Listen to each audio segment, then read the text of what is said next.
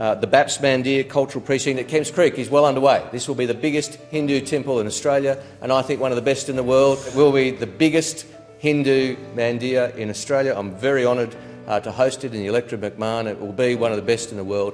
It's a huge site, an old farm in Kemps Creek which is being developed. I was able to visit there a couple of weeks ago, see the progress. It's great news. Congratulations to all involved. You know, it's something I don't think I've been a part of, a community-based project like this, especially of this scale.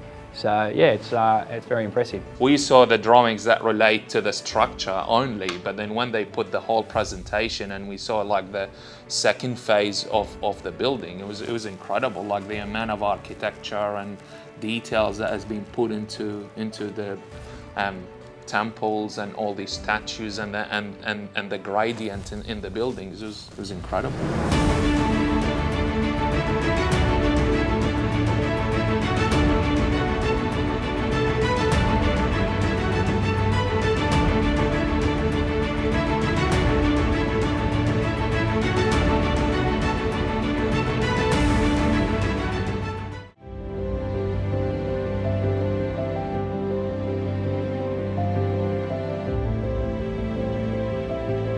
The start is we take the consultant, like the engineer and architect drawings, we study them, then we convert them into shop drawings, and that process takes, we have an in-house detailing team that use Tekla structures, which is a 3D modeling software, and then they model the building or the walls, then they convert them to shop drawings. And then once that's done, then these shop drawings go to the factory. Then we start the manufacturing process, which starts from forming up the panels, reinforcement, and then we have our own batching plant on site. So we actually mix our own concrete, and then the panels are poured. Then once the panels are poured, it goes into our curing chamber. So it's actually a humidity controlled, basically a big room. And then once the panel are cured, then it gets lifted and racked in our storage area. And when the site is ready, panels are then put on trucks and installed on site using craneage. On this particular project, because of the large scale of the walls and just the large sort of footprint of the building, we've got some panels that are 13 tonne, that are probably 3 metres wide by 10 metres tall, and those particular panels can only be transported individually on a load.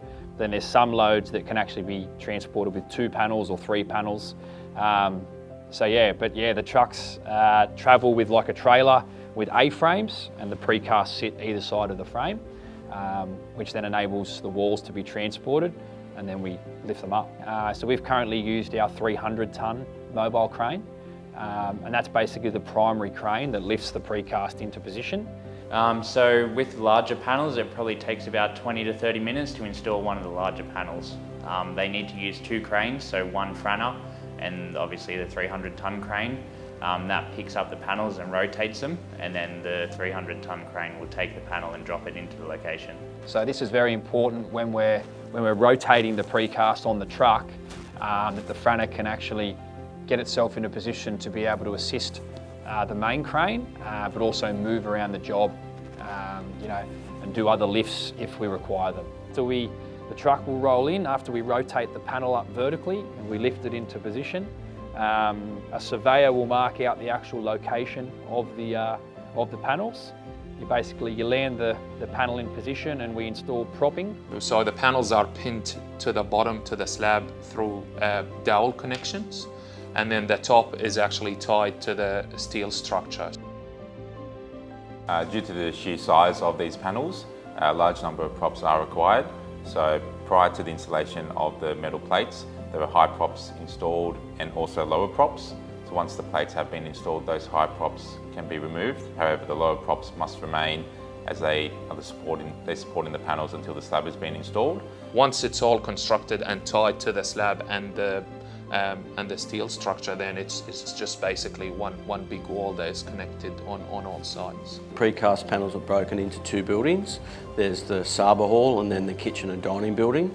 On the outside in, you probably don't understand the complexity of the number of panels. So although there's 200 panels in the building, there's so much coordination. So all the electrical, mechanical, hydraulic services need to be coordinated to go through the panels, and then the structural steel, that being the roof and all the other members, they need to be coordinated to be placed in the panels as well. So it's a huge undertaking to make sure everything's basically in its right position, because once the panels are cast and made and put into position, there's no going back.